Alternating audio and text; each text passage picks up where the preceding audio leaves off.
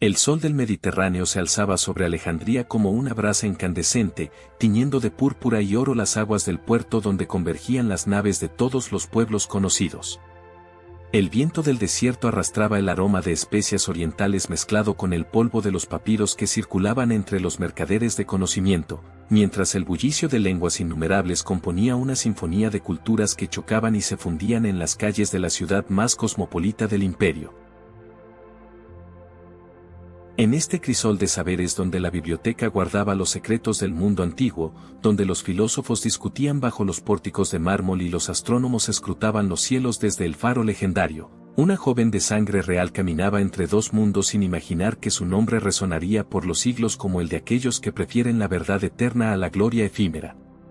Alejandría, la perla del Nilo, cuna de Plotino y Clemente, estaba a punto de presenciar el despertar de una inteligencia que desafiaría no solo a los sabios de su tiempo, sino a los poderes que sostenían el trono mismo del César. Catalina había nacido en el año 287 de la era cristiana, cuando el Imperio Romano alcanzaba su máxima extensión pero mostraba ya las grietas internas de su decadencia moral. Hija del gobernador de la provincia egipcia, heredera de una estirpe que se remontaba a los Ptolomeos, la niña creció entre los privilegios de la aristocracia alejandrina y la opulencia de un palacio donde los tapices persas cubrían muros decorados con jeroglíficos milenarios. Pero mientras otras doncellas de su rango dedicaban sus días a la música, la danza y las intrigas de la corte, Catalina mostraba desde temprana edad un hambre insaciable por el conocimiento que desconcertaba a sus preceptores y maravillaba a cuantos la escuchaban debatir. A los 14 años dominaba ya la retórica, la dialéctica, la geometría de Euclides y la filosofía de Platón, devorando los manuscritos de la biblioteca con una voracidad intelectual que parecía no tener límites. ¿Qué buscaba aquella mente prodigiosa entre los rollos de papiro y las discusiones de los maestros? ¿Qué vacío intentaba llenar con las teorías de los académicos y los silogismos de los estoicos?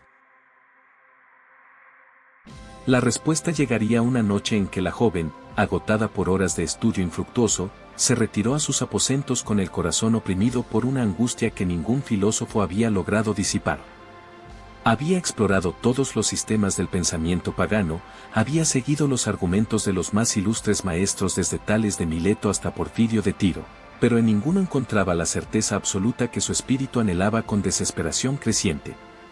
Las doctrinas se contradecían entre sí, los sabios refutaban a sus predecesores, y bajo la brillantez de sus razonamientos Catalina percibía el vacío de quien construye castillos sobre arena movediza.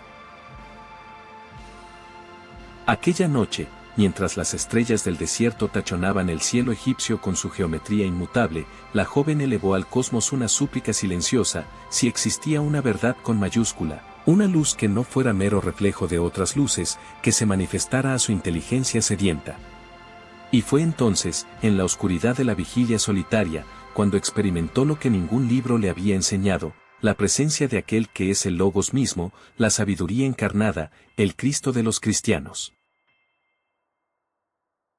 La conversión de Catalina no fue el resultado de un rapto emocional ni de una manipulación retórica, sino el encuentro entre una inteligencia que buscaba sin descanso y la inteligencia que es fuente de toda verdad.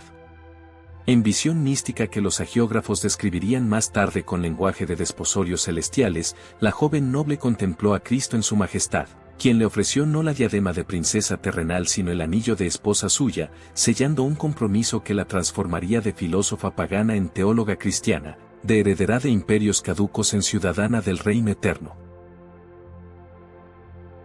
Cuando despertó de aquella experiencia que superaba toda palabra humana, Catalina supo con certeza diamantina que había encontrado al fin lo que buscaba, no una teoría sobre la verdad, sino la verdad en persona.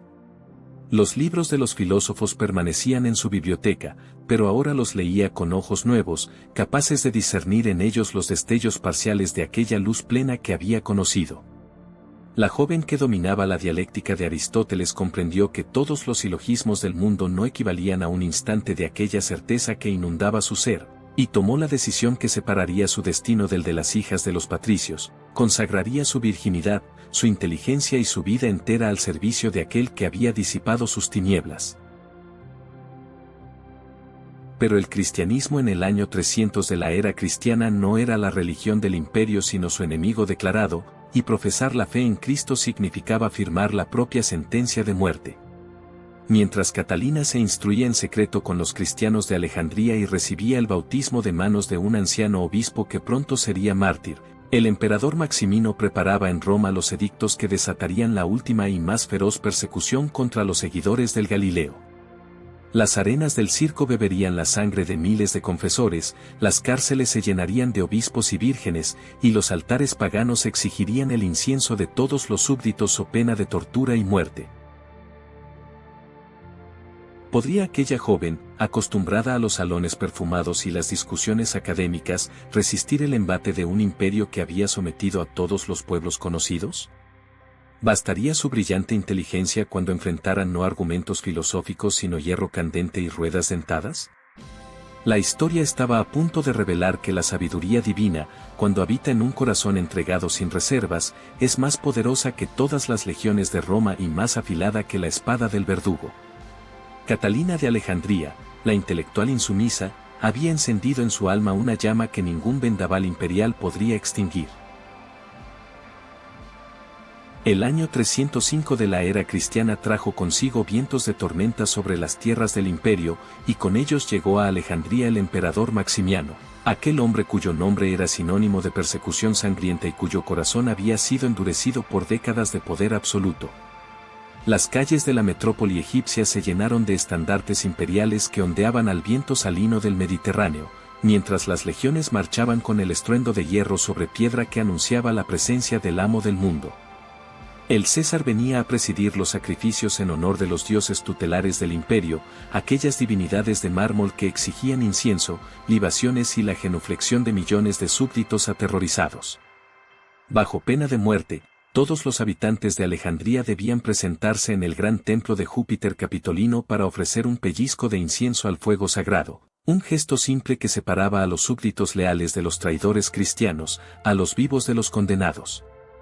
El amanecer del día señalado tiñó de carmesí las columnas del templo mientras una multitud silenciosa y compungida se congregaba en torno al altar donde ardían las llamas rituales.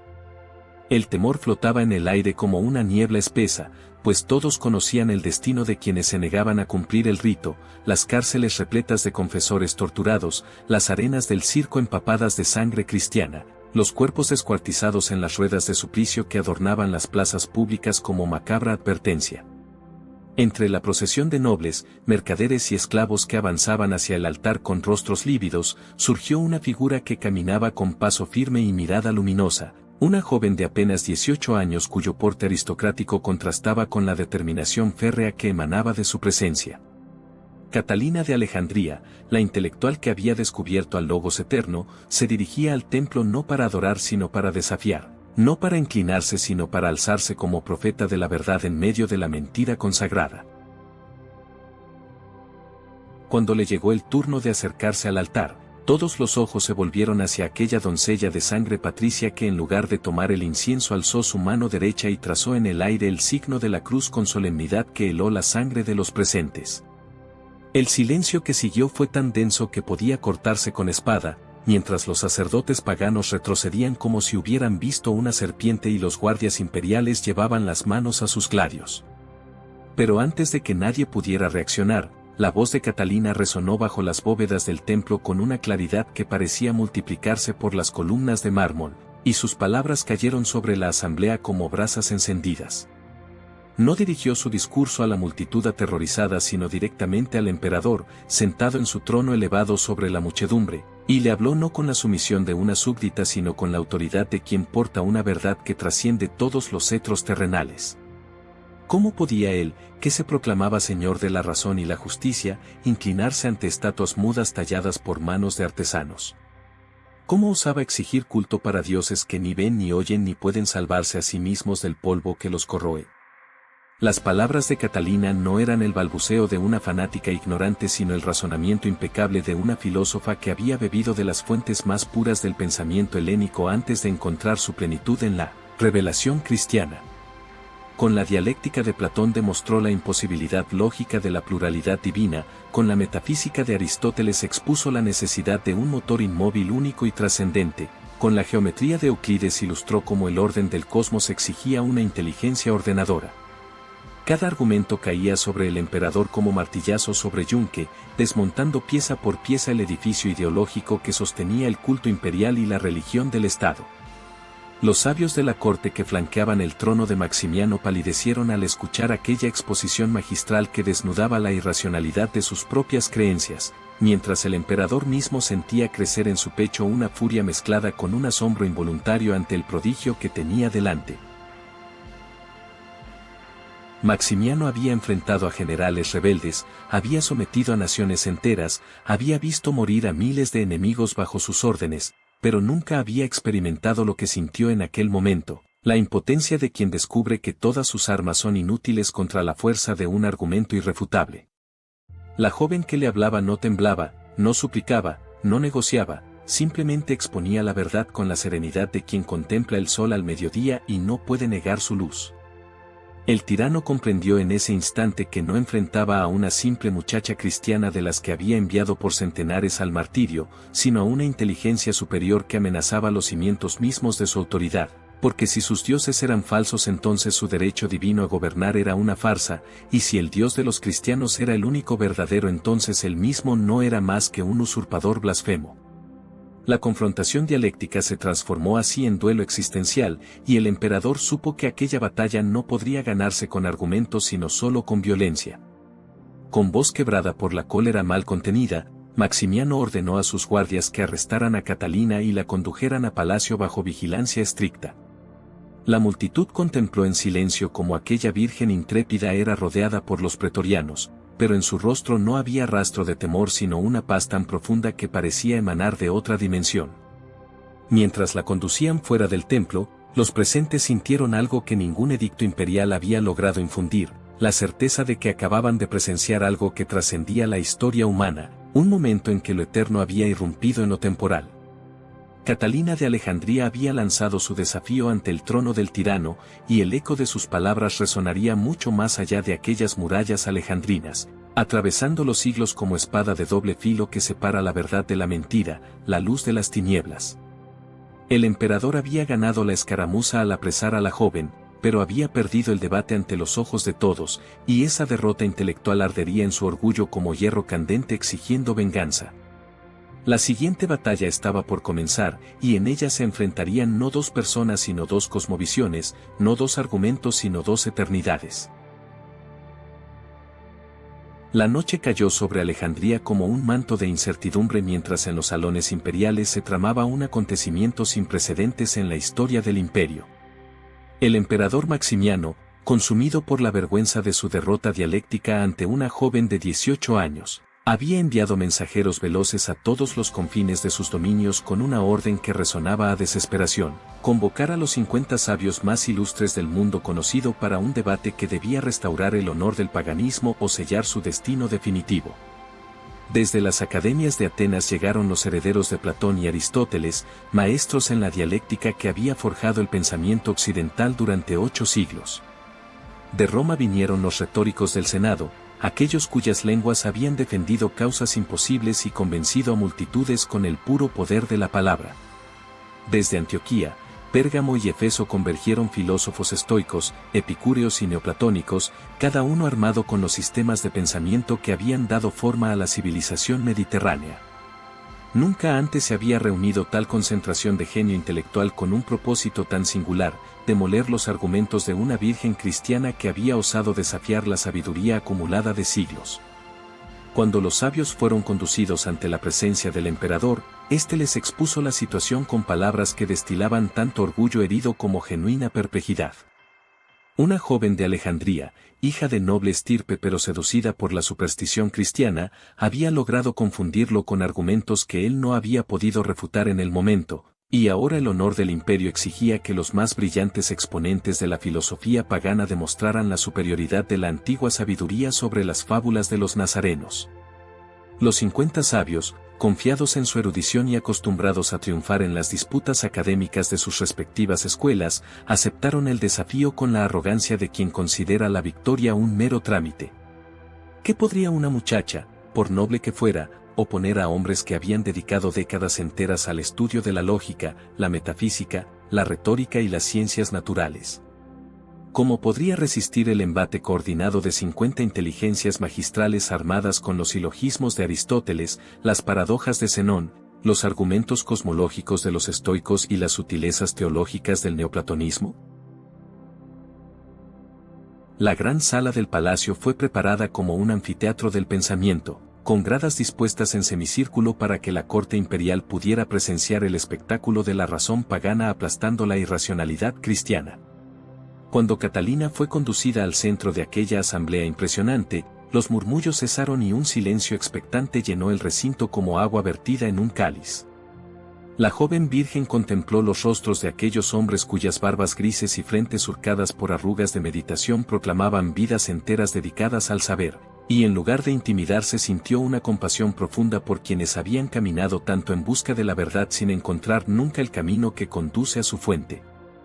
Antes de que comenzara el debate, Catalina elevó una oración silenciosa al Logos eterno, aquel que es la sabiduría misma encarnada, y sintió descender sobre su mente una claridad que ningún estudio humano podría haber proporcionado. Los sabios presentaron entonces sus objeciones según el método dialéctico establecido desde los tiempos de Sócrates, y sus argumentos fluyeron como torrentes que confluyen de 50 direcciones diferentes para formar un río imparable de lógica aparentemente irrefutable. Pero cuando Catalina abrió sus labios para responder, algo extraordinario aconteció en aquella sala que ni los cronistas más escépticos pudieron negar posteriormente. Sus palabras no eran las de un autodidacta que repite doctrinas memorizadas, sino las de una mente que había penetrado hasta el núcleo mismo de cada sistema filosófico para detectar allí las contradicciones internas que sus propios creadores no habían logrado resolver. A los platónicos que defendían la eternidad de las ideas separadas de la materia, les demostró cómo esa misma separación hacía imposible explicar la participación de lo sensible en lo inteligible, problema que solo la doctrina de la encarnación resolvía al mostrar cómo lo divino abraza lo material sin corromperse. A los aristotélicos que postulaban un motor inmóvil pero negaban su providencia sobre el mundo, les evidenció la contradicción lógica de un Dios que conoce los universales pero ignora los particulares. Absurdo que el cristianismo disolvía al proclamar un creador que numera los cabellos de cada cabeza y viste los lirios del campo.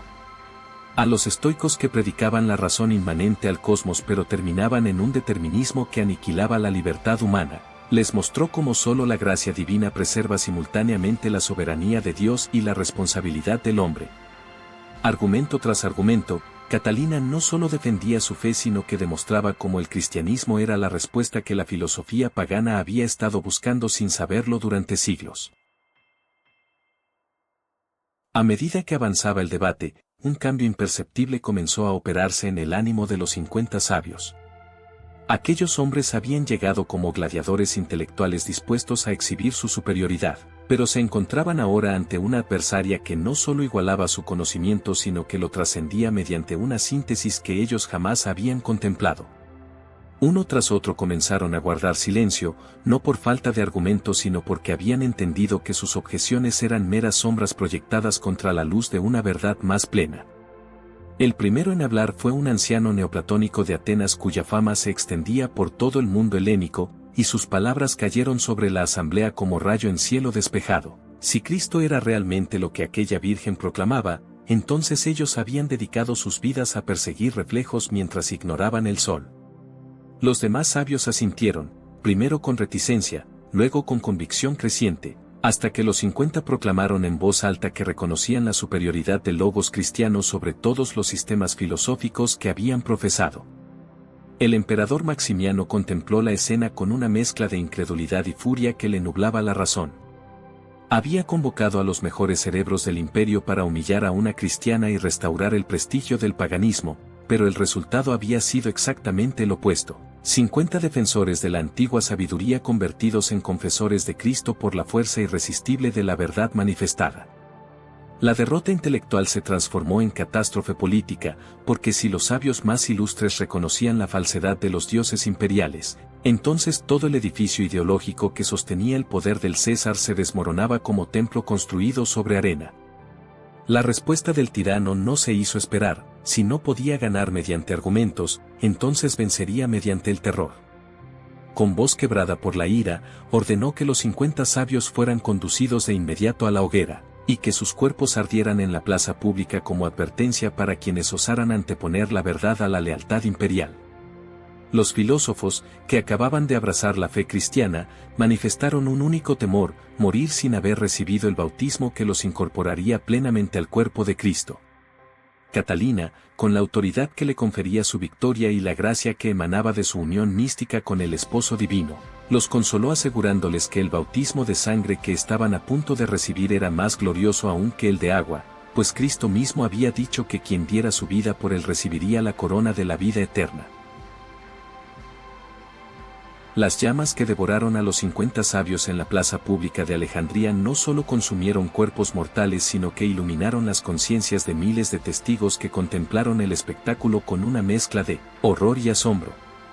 El humo ascendía hacia el cielo Mediterráneo como incienso involuntario, mientras aquellos hombres que habían dedicado décadas enteras al estudio de la sabiduría pagana morían proclamando una verdad que acababan de descubrir hacía apenas horas.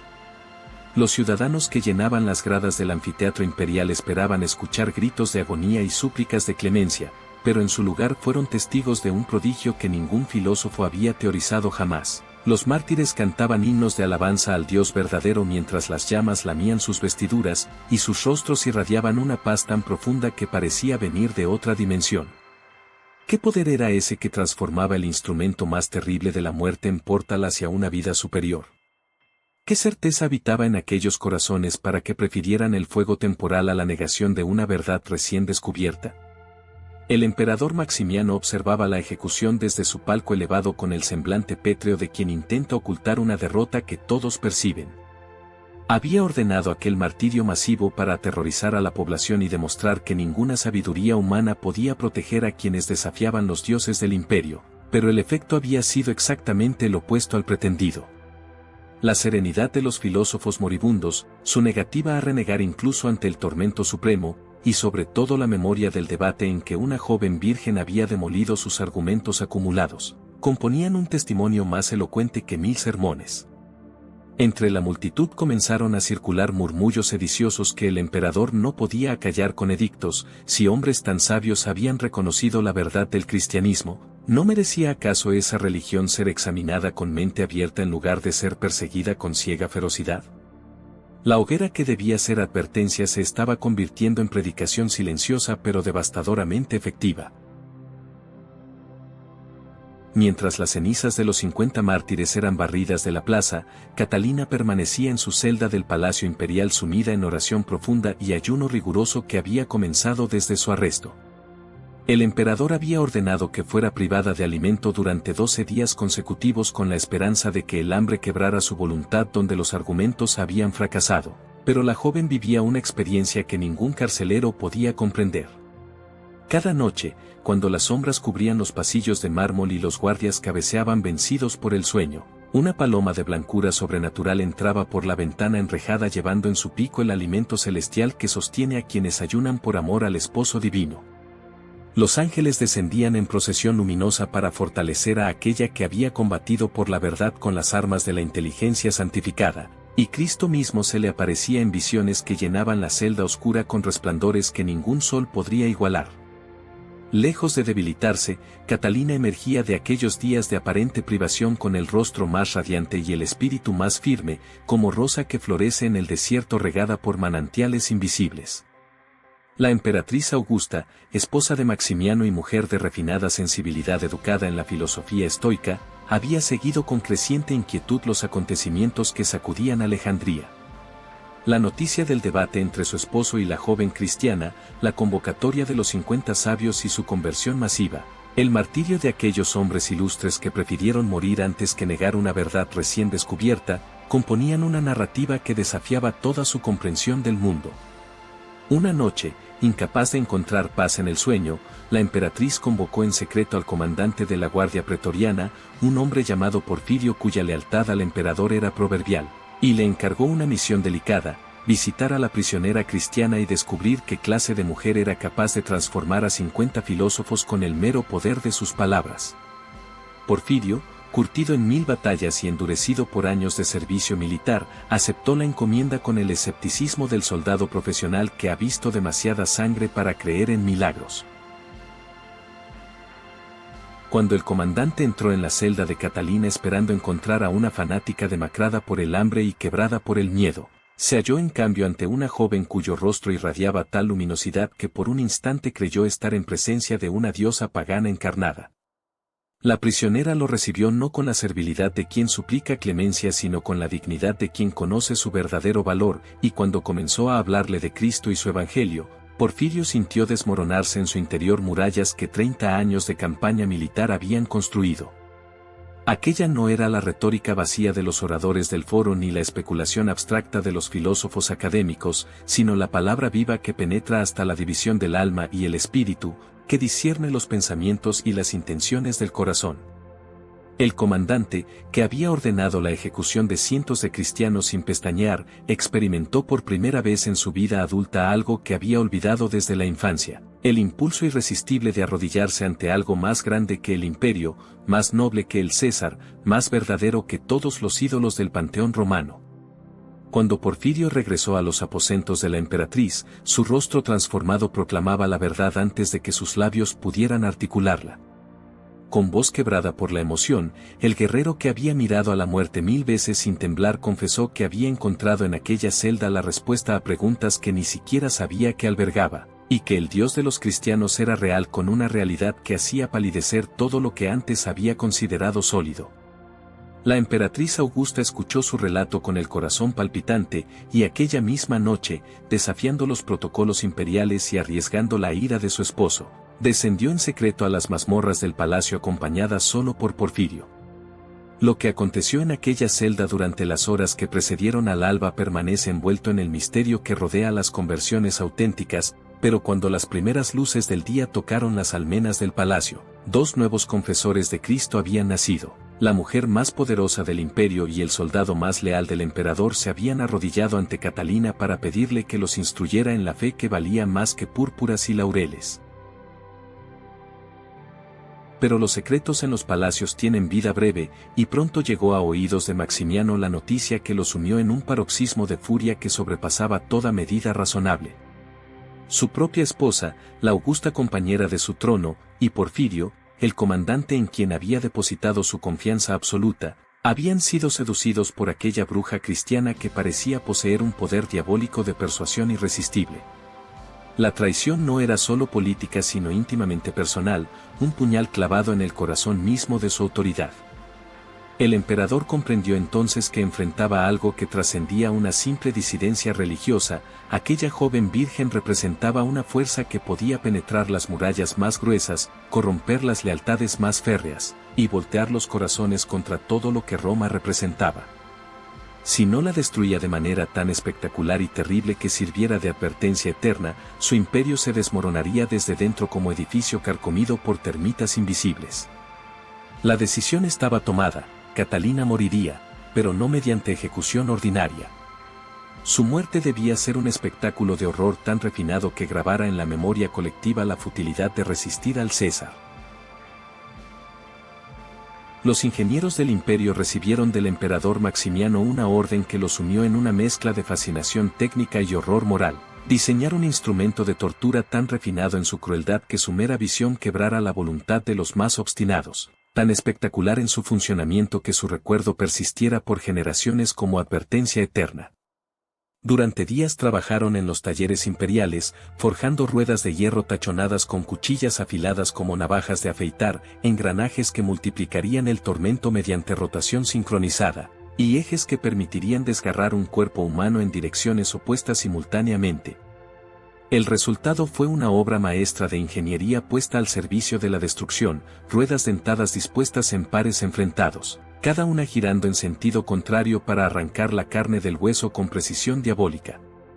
Cuando el ingenio mortífero fue instalado en la plaza pública de Alejandría, la población entera fue convocada para presenciar el espectáculo que el César prometía sería inolvidable.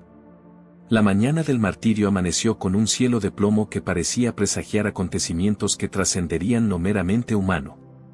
Catalina fue conducida desde su celda a través de calles flanqueadas por multitudes silenciosas que se apartaban a su paso como el mar rojo ante Moisés, sin saber si por temor a la contaminación de los condenados o por respeto involuntario ante aquella joven cuya serenidad desafiaba toda lógica. Vestida con una túnica simple que contrastaba con la pompa imperial que la rodeaba, la Virgen caminaba con paso firme hacia el instrumento que debía aniquilarla, pero en su rostro no había rastro del terror que los verdugos esperaban ver, sino una paz tan profunda que parecía emanar de dimensiones ajenas al espacio y el tiempo. Cuando llegó al estrado donde las ruedas mortíferas aguardaban como bestias de hierro sedientas de sangre, Catalina elevó sus ojos al cielo en oración silenciosa mientras la multitud contenía el aliento. El emperador Maximiano observaba desde su palco elevado con una mezcla de anticipación sádica y ansiedad apenas disimulada, porque intuía que en aquella ejecución se jugaba algo más que la vida de una mujer, se jugaba la validez misma de su poder. Los verdugos, hombres curtidos en 1000 ejecuciones cuyas conciencias habían sido cauterizadas por años de oficio sanguinario, ataron a Catalina a las ruedas con cadenas que mordían sus muñecas delicadas dejando surcos carmesí. El mecanismo fue activado y los engranajes comenzaron a girar con un chirrido metálico que helaba la sangre. Las cuchillas se acercaban al cuerpo virginal de la mártir mientras la multitud cerraba los ojos incapaz de contemplar el horror inminente.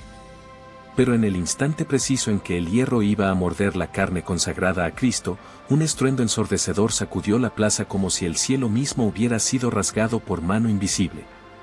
Las ruedas explotaron simultáneamente con una fuerza que lanzó fragmentos de metal en todas direcciones, decapitando a varios guardias que flanqueaban el estrado y sembrando el pánico entre los espectadores que huían despavoridos creyendo presenciar la ira de los dioses. Catalina permaneció en el centro del caos intacta, sus cadenas rotas yacían a sus pies como serpientes muertas, y su rostro irradiaba una luminosidad que ningún sol terrenal podría explicar. El instrumento de muerte que había costado semanas de trabajo experto y que debía inaugurar una nueva era de terror imperial yacía reducido a chatarra retorcida e inútil, testimonio mudo de que ningún ingenio humano puede prevalecer contra quien está protegido por la mano del Altísimo.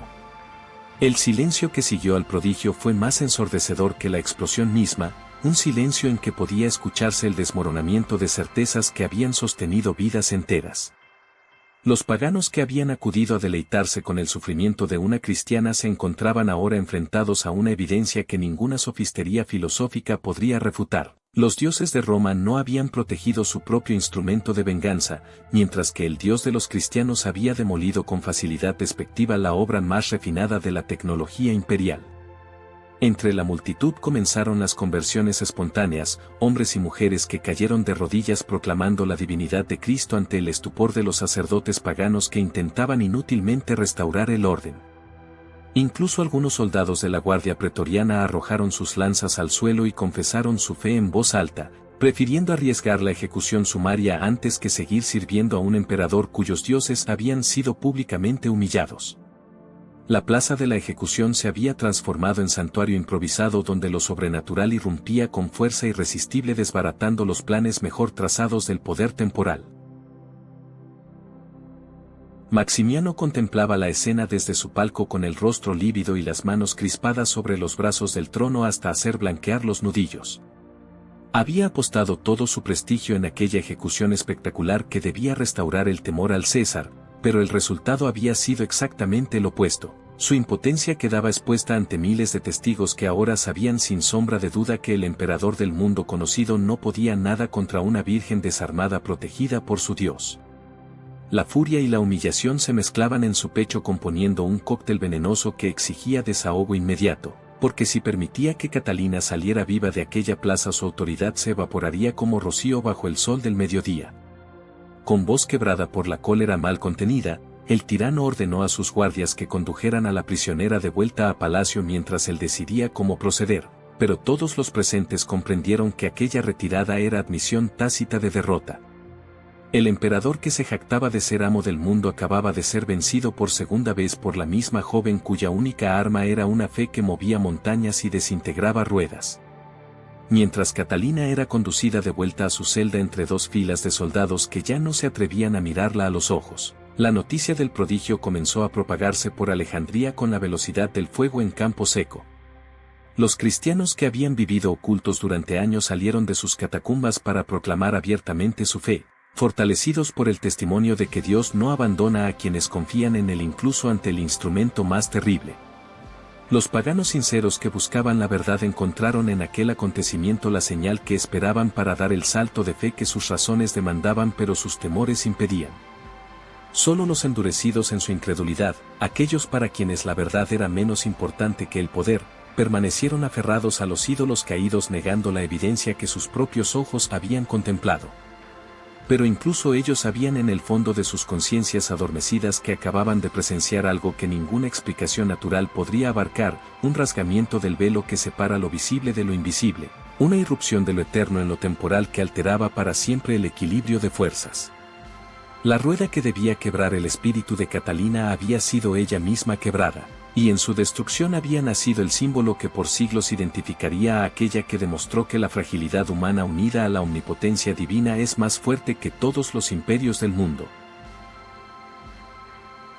Cuando todas las maquinaciones del infierno habían fracasado y todos los instrumentos de tortura habían sido reducidos a escombros inútiles, el emperador Maximiano comprendió que solo le restaba un recurso. La espada del verdugo, aquella solución brutal que no admite prodigios ni espera milagros.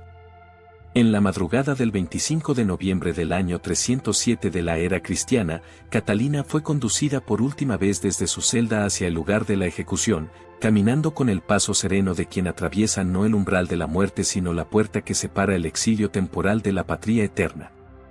Las calles de Alejandría, aquella metrópoli que había sido cuna de la filosofía helenística y testigo de tantas disputas intelectuales, guardaban un silencio reverente como si la ciudad misma supiera que estaba a punto de presenciar el tránsito de una de sus hijas más ilustres. La joven que había derrotado a 50 sabios con la sola fuerza de la verdad, que había convertido a la emperatriz y al comandante de la guardia pretoriana, que había visto desintegrarse las ruedas mortíferas ante sus oraciones, avanzaba ahora hacia el encuentro definitivo con aquel que había amado por encima de todas las cosas. El lugar de la ejecución había sido elegido fuera de las murallas de la ciudad, en un páramo desolado donde el viento del desierto arrastraba la arena formando remolinos que parecían danzas fúnebres. Catalina fue obligada a arrodillarse sobre la tierra áspera mientras el verdugo, un hombre cuyo oficio había endurecido su corazón hasta convertirlo en piedra, afilaba su espada con movimientos mecánicos aprendidos en 1000 ejecuciones anteriores. Pero incluso aquel profesional de la muerte sintió un estremecimiento involuntario cuando sus ojos se cruzaron con los de la condenada, porque en aquella mirada no había súplica ni terror sino una paz tan profunda que parecía venir de dimensiones ajenas al tiempo y al espacio. Antes de inclinar su cuello virginal, Catalina elevó una última oración que los testigos recordarían por el resto de sus vidas. Pidió al Señor que concediera su intercesión a todos aquellos que en el futuro invocaran su nombre en las tribulaciones de la inteligencia y las tempestades de la fe. Y cuando la espada descendió trazando un arco brillante bajo el sol naciente, aconteció un prodigio que sellaría para siempre la memoria de aquella mártir en el imaginario cristiano. De la herida abierta en el cuello de Catalina no brotó sangre carmesí como de cualquier mortal, sino leche inmaculada que fluyó sobre la tierra sedienta como testimonio visible de su pureza virginal preservada hasta el último aliento. Los soldados que custodiaban la ejecución retrocedieron aterrorizados ante aquella manifestación sobrenatural que desafiaba todas las leyes de la naturaleza conocida, mientras el verdugo dejaba caer su espada con las manos temblorosas de quien acaba de comprender que ha cegado una vida que pertenecía ya más al cielo que a la tierra. La leche que emanaba del cuerpo martirizado formó un pequeño arroyo que se perdió en la arena del desierto, pero su significado trascendía lo material. Era el signo de que aquella mujer había vivido y muerto en estado de gracia absoluta, que su cuerpo había sido templo inmaculado del Espíritu Santo, y que su sacrificio poseía un valor redentor que sobrepasaba cualquier medida humana. Los cristianos que habían seguido a distancia la procesión fúnebre se adelantaron entonces sin temor a las represalias para recoger el cuerpo precioso de quien había dado testimonio supremo, y lo ungieron con mirra y áloe según la costumbre hebrea que la iglesia primitiva había heredado. La tradición posterior narraría cómo el cuerpo de Catalina fue transportado por ángeles hasta el monte Sinaí, aquel lugar sagrado donde Moisés había recibido las tablas de la ley y donde la zarza había ardido sin consumirse ante la presencia divina. Allí, En una gruta de la Montaña Santa, reposarían sus restos incorruptos durante siglos, convirtiéndose en meta de peregrinaciones para filósofos cristianos, teólogos en busca de inspiración, y estudiantes que invocaban su intercesión antes de los exámenes más difíciles. El monasterio que se edificaría junto a su sepulcro se transformaría en uno de los centros de espiritualidad más importantes de la cristiandad oriental, custodio de manuscritos antiguos y refugio de monjes que buscaban la misma unión mística con el Logos que Catalina había alcanzado en vida. La intelectual que había desafiado al emperador se convertía así en patrona de filósofos, abogados, bibliotecarios, estudiantes y todos aquellos que trabajan con el intelecto puesto al servicio de la verdad. Su figura inspiró a innumerables mujeres a lo largo de los siglos a no temer el uso de su inteligencia, a no doblegarse ante poderes que exigían sumisión irracional, y a comprender que la fe auténtica no solo es compatible con la razón sino que la eleva y la perfecciona. La rueda dentada que había sido destruida por intervención divina se convirtió en su símbolo iconográfico más reconocible, representada en 1000 pinturas, esculturas y vitrales que adornan las catedrales de Europa. Aquella rueda rota proclamaba un mensaje que ningún poder temporal podía silenciar: la verdad vivida con coherencia absoluta es más fuerte que todos los instrumentos de tortura que la tiranía pueda inventar. Las universidades medievales la adoptaron como patrona porque reconocían en ella el modelo perfecto de quien busca la sabiduría no como mero ejercicio intelectual sino como camino hacia la unión con la sabiduría misma que es Cristo. Los debates teológicos de la escolástica, las disputas filosóficas de las academias, los exámenes que determinaban el futuro de generaciones de estudiantes, todos se ponían bajo su protección invocando a aquella que había vencido en el debate más importante de todos, el que enfrenta la verdad eterna contra la mentira temporal.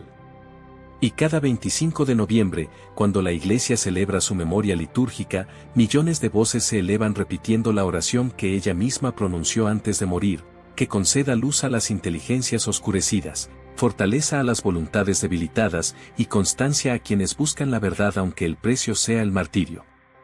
Así termina la historia terrenal de Catalina de Alejandría, pero así comienza su reinado verdadero que no conoce ocaso ni declive.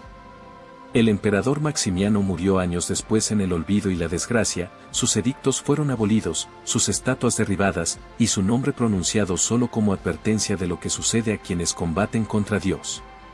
Pero Catalina vive en cada estudiante que ora antes de un examen crucial, en cada filósofo que busca la verdad sin compromisos, en cada mujer que se niega a ocultar su inteligencia por temor a los prejuicios, en cada creyente que comprende que la fe y la razón son las dos alas con que el espíritu humano se eleva hacia la contemplación divina. La sangre de los mártires, decía Tertuliano, es semilla de cristianos, pero podríamos añadir que la sabiduría de los santos es luz que atraviesa los siglos sin disminuir su fulgor. Catalina de Alejandría, la intelectual insumisa que prefirió la decapitación a la apostasía, que venció a 50 sabios con argumentos y al emperador con santidad, que transformó el instrumento de su martirio en símbolo de su gloria, intercede ahora desde la eternidad por todos aquellos que, como ella, buscan conocer la verdad que libera, amar la belleza que salva, y servir al bien que da sentido a toda existencia. Su corona no es de oro perecedero sino de luz imperecedera, y su trono está más alto que todos los tronos de los Césares porque está junto al trono del Cordero inmolado y victorioso.